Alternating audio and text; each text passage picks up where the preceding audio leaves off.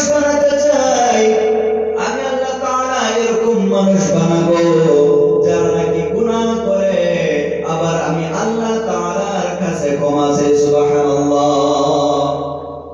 রব্বুল আলামিন আযজা ওয়াল জালাল বলেন, ওয়া ইয ক্বালা রাব্বুকা লিল মালাইকাতি ইন্নী জা'ইলুন ফিল আরদি খলিফা ক্বালু আতাজআলু ফিহা মান ইউফসিদু ফিহা ওয়া ইয়াসফিকু ad-দিমা ওয়া নাহনু নুসাব্বিহু বিহামদিকা ওয়া নুqaddisu লাক قال إني أعلم ما لا تعلمون।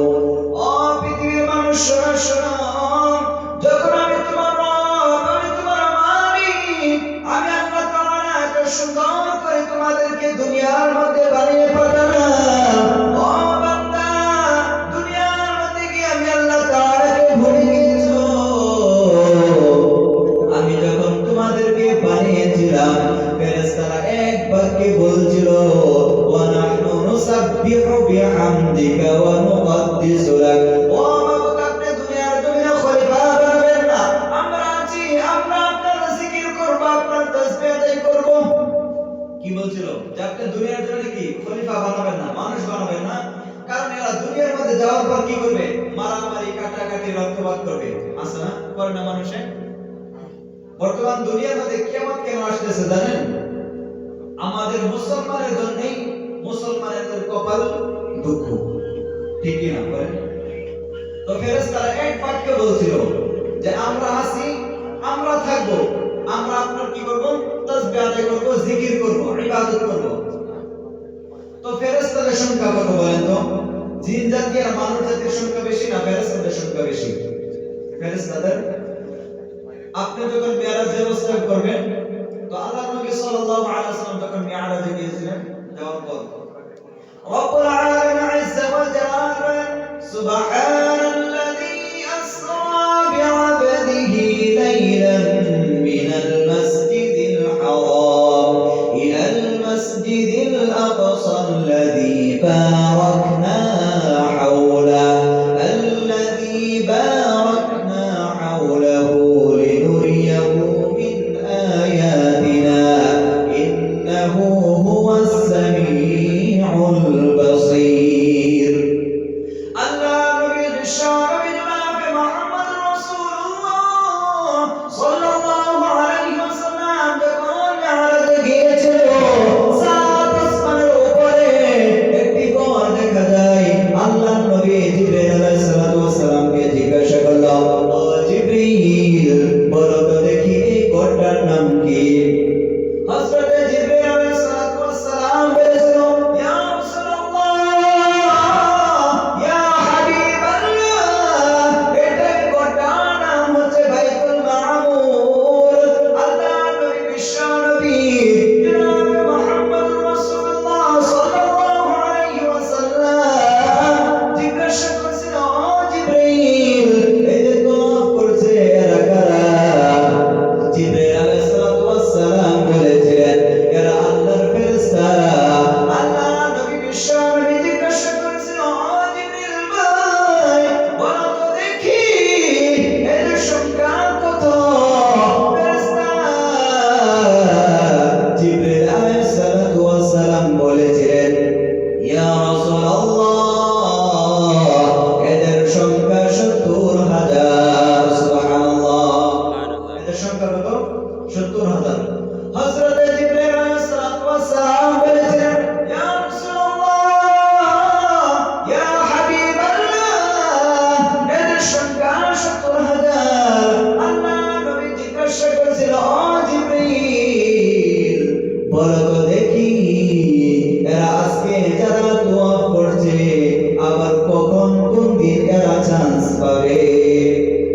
হযরত জিবরাইল আলাইহিস সালাতু ওয়াস সালাম বলেছিলেন, ও নবী, আল্লাহর জান্নাতের কসম, এরা আজকে যারা ৭০,০০০ ফেরেশতা তওয়াফ করছে, এরা কিয়ামতের আগ পর্যন্ত দ্বিতীয়বার চান্স পাবে না। সুবহানাল্লাহ। এখন বলেন দেখি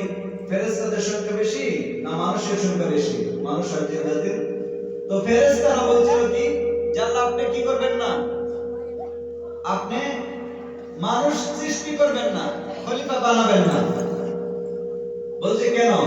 বলছে আমরা আছি, আমরা থাকবো, আমরা আপনার ইবাদত করব। সুবহানাল্লাহ। তো আল্লাহ তাআলা কি করেছে? দয়া করেছে, মায়া করেছে। দয়া মায়া করে আমাদেরকে কোথায় পাঠিয়েছে? দুনিয়ার মধ্যে পাঠিয়েছে। বলেন, আমরা দুনিয়ার মধ্যে আসার পর কেমনে ভাবে আল্লাহকে ভুলে গেছি? বলেন, নামাজের নামে খবর নেই। যারা নাকি নামাজ পড়ে না তারা ভাই কি বলেন তো? ঈমানের পরে কি করেছে? আল্লাহ তাআলা নামাজকে ফরজ করেছে। আর আপনি নামাজ ছেড়ে দিয়েছেন, আপনি কেমন মুসলমান? বলেন, আমি আপনি যদি নামাজ ছাড়া, আল্লাহর ইবাদত ছাড়া যদি দুনিয়া থেকে চলে যাই, তাহলে কাল কিয়ামতের দিন কি অবস্থা হবে? বলেন, বলেন কি হবে?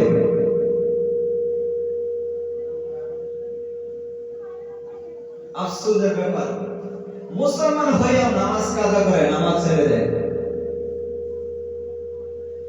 রব্বুল আলামিন ইজ্জা ওয়াল জালাল বলেন, লাকাদ খলাকনাল ইনসানা ফি আহসানি তাকওয়িম। ও পৃথিবীর মানুষ শোনো শোনো, আমি আল্লাহ তাআলা জিন জাতি বলি আহসান বলি নাই, আমি আল্লাহ তাআলা সাত আসমান বলি আহসান বলি নাই, আমি আল্লাহ তাআলা সমস্ত মাখলুক বলি আমি আল্লাহ তাআলা আহসান বলি নাই, আমি আল্লাহ তাআলা মানুষ জাতি যত মানুষ জাতি বানিয়ে আমি আল্লাহ তাআলা আহসান বলেছি। সুবহানাল্লাহ। রব্বুল আলামিন ইজ্জা ওয়াল জালাল বলেন, ও পৃথিবীর মানুষ, আমি আল্লাহ তাআলা তোমাকে রিজিক দিয়েছি, আমি আল্লাহ তাআলা তোমাকে হায়াত দিয়েছি, আমি আল্লাহ তাআলা তোমাকে মাওত দিয়েছি, আমি আল্লাহ তাআলা তোমাকে প্রথম হায়াত দেই নাই। আমি আল্লাহ তাআলা বান্দা, তোমরা যখন মার গর্ভে এসেছিলে, মার গর্ভের ভিতরে আমি আল্লাহ তাআলা তোমাদের রিজিকের ব্যবস্থা করে দিয়েছি। ও বান্দা, একটি মানুষের আকারে আমি আল্লাহ তাআলা তোমাকে দুনিয়ার মধ্যে পাঠিয়েছি। ও বান্দা, কেমনে করে ভুলে যাও আমি তোমার মালিক, আমি তোমার রব? ও বান্দা, কেমনে ভুলে যাও আমি আল্লাহ তাআলাকে? কেমনে ভুলে যাও? দুনিয়ার মধ্যে গিয়ে বান্দা তোমরা দুনিয়ার পিছনে ছুটছো, আমি আল্লাহ তাআলাকে ভুলে গিয়েছো। ঠিক না? বলেন, আমরা কেমন ইমানদার? বলেন, আমাদের আমল কতটুকু আছে? বলেন। রব্বুল আলামিন ইজ্জা ওয়াল জালাল বলেন, ও পৃথিবীর মানুষ, তোমরা যতই গুনাহ করো না কেন, যত পাপ করো না কেন, তোমাদের পাপ যদি, তোমাদের গুনাহ যদি পাহাড় সমতুল্য হয়ে যায়, আমি আল্লাহ তাআলার রহমত বরকত তার থেকেও বেশি। সুবহানাল্লাহ। রব্বুল আলামিন ইজ্জা ওয়াল জালাল পৃথিবীর জমিনে দুইটা জিনিস পাঠিয়েছেন। এই দুইটা জিনিস যদি কেউ আমরা ধরতে পারি, আপনি ধরতে পারি, ভালোবাসি, রব্বুল আলামিন ইজ্জা ওয়াল জালাল আমাদের জন্য কাল কিয়ামতের দিন জান্নাত দিবে। সুবহানাল্লাহ। রব্বুল আলামিন ইজ্জা ওয়াল জালাল বলেন, এক নম্বরে আমি আল্লাহ তাআলা বিশ্ব নবীকে পাঠালাম, দ্বিতীয় নম্বরে তিনার উপরে আমি আল্লাহ তাআলা নূর নামক 30 পারা কোরআন আমি আল্লাহ তাআলা পাঠাইলাম। সুবহানাল্লাহ। আল্লাহ রাব্বুল আলামিন ইজ্জা ওয়াল জালাল বলেন, নবী আপনি বলে দিন, আপনার কোন বান্দা যদি দুইটা জিনিসকে আপনি ধরতে পারে, এই দুইটা জিনিসকে যদি ভালোবাসে, আমি আল্লাহ তাআলা বলে দিলাম এরা সত্যবাদী মানুষ না হইয়া দুনিয়া থেকে মৃত্যু বরণ করবে না। সুবহানাল্লাহ। রব্বুল আলামিন ইজ্জা ওয়াল জালাল বলেন, আলিফ লাম রা কিতাবুন আনজালনাহু ইলাইকা লিতুখরিজান নাসা মিনাল যুলুমাতি ইলান নূর। ও পৃথিবীর মানুষ শোনো শোনো,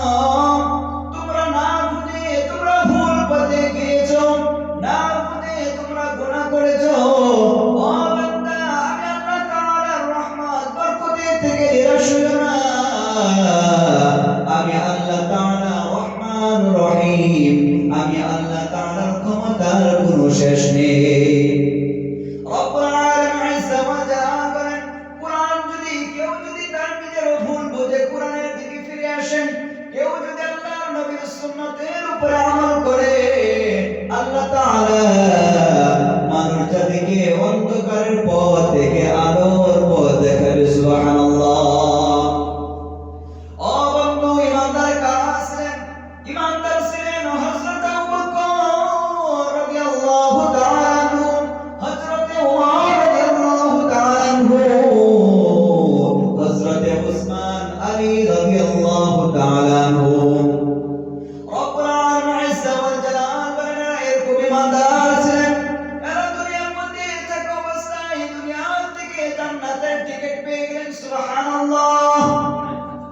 আল্লাহ নবী বিশ্ব নবী জনাব মুহাম্মদুর রাসূলুল্লাহ যখন নাকি ইসলামের দাওয়াত প্রচার করে, গোপনে তিনার হাতে কালিমা পড়ে মুসলমান হয়েছিল হযরত বিলাল।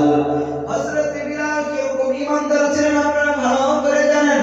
ও বন্ধু, তারপরে হযরত আম্মাজান সুমাইয়া রাদিয়াল্লাহু তাআলা আনহা আল্লাহ নবীর হাতে হাত রেখে বায়াত পড়ে কালিমা পড়ে মুসলমান হয়েছিলেন।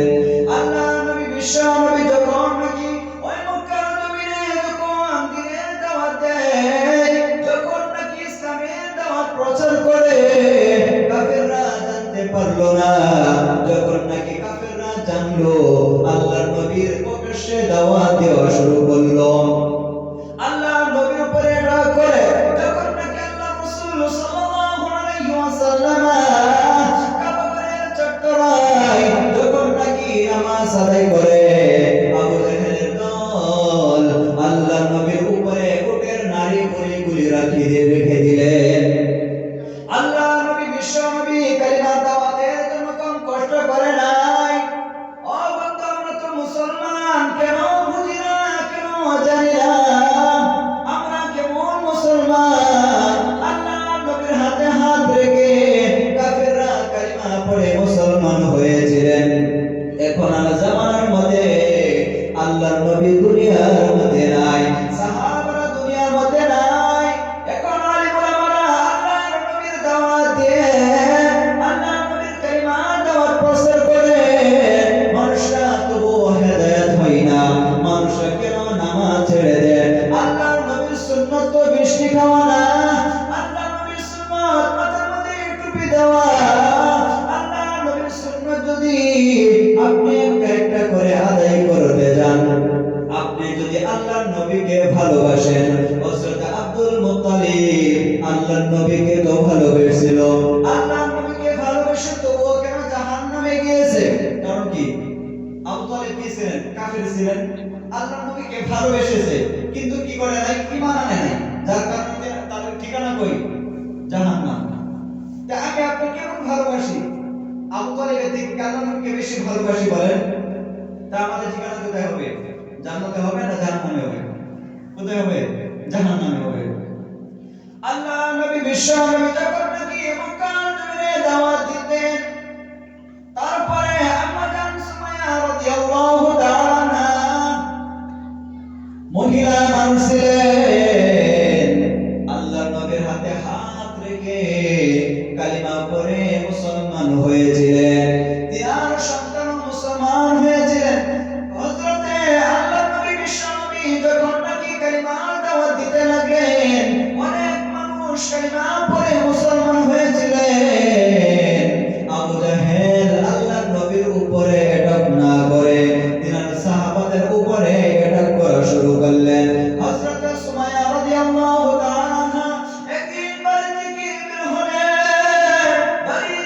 হয়ে কালিমা দাওয়াত প্রচার করবেন। হযরত আবু জাহেল এই খবরটা আবু জাহেলের কানের মধ্যে পৌঁছলো। পৌঁছার সাথে সাথে হযরত সুমাইয়া রাদিয়াল্লাহু তাআলা আনহা যখন নাকি বাড়ি থেকে বের হলেন, তিনাকে অ্যাটাক করলেন। আবু জাহেল সুমাইয়াকে ডেকে বলল, সুমাইয়া, তুমি নাকি শুনেছি নবীর হাতে হাত রেখে মুহাম্মদের হাতে হাত রেখে কালিমা পড়ে মুসলমান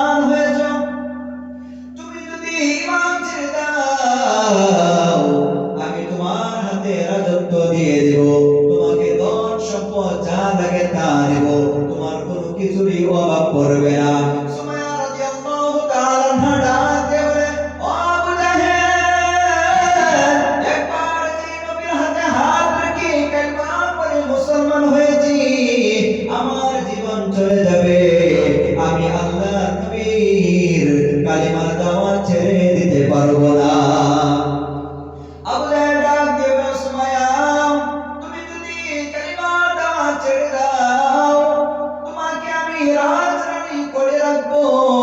সুমাইয়া ডাক দিয়ে বলে, এরা আবু জাহেল, আমি কালিমা দাওয়া ছাড়তে পারবো না। আমি মুহাম্মাদের হাতে হাত রেখে কালিমা পড়ে মুসলমান হয়েছে। আবু জাহেল তার লোকদেরকে ডেকে ডেকে বলল, যাও যাও, সুমাইয়ার হাত পা বেঁধে দাও। সুমাইয়ার হাতে রশি লাগালেন, পায়ের মধ্যে রশি লাগালেন।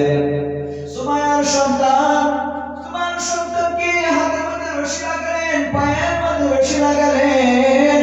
সমস্ত মক্কার কাফিরদের সামনে সুমাইয়াকে ডেকে ডেকে বলো, সুমাইয়া তুমি ঈমান ছাড়বা কি ছাড়বা না? সুমাইয়া বলে, আবু জাহেল, একবার যে নবীর উপরে ঈমান এনেছি, যে আল্লাহকে বিশ্বাস করেছি, আমার জীবন চলে যাবে, আমি কলিমা ছাড়বো না। আবু জাহেল ডেকে ডেকে বলে, যাও। আবু জাহেল এত নিষ্ঠুর, সুমাইয়াকে বলে, সুমাইয়া তুমি ঈমান ছাড়বা কি ছাড়বা না? ও বন্ধু, বলেন তো দেখি, কোন একটা সন্তানের সামনে যদি তার মাকে কোন একটা লোক আঘাত করে, আপনি ছেড়ে দিবেন? আমাদের সামনে যদি আমার মাকে বা আপনার মাকে কেউ যদি অ্যাটাক করে, আপনি কি ছেড়ে দিবেন জীবন থাকতে? বলেন তো। আবু জাহেল বলে, যাও, সুমাইয়ার সন্তানকে কি রশি লাগাতে পারে। রশি লাগানোর পর কি করলো? সুমাইয়ার সন্তানকে জিজ্ঞাসা করলো যে তুই ঈমান ছাড়বি কি ছাড়বি না? তুই যদি ঈমান না ছাড়িস, তাহলে তোর সামনে তোর মাকে উলঙ্গ করব, তোর মাকে বেইজ্জতি করব। তো সুমাইয়ার সন্তান মাথা চোখে পানি ছেড়ে দিয়ে মাথা নিজ বছরে নিয়ে গেছে আর কাঁদছে। কোন সন্তানের সামনে যদি মাকে উলঙ্গ করে কেউ যদি বেইজ্জতি করে, সহ্য হবে? বলেন।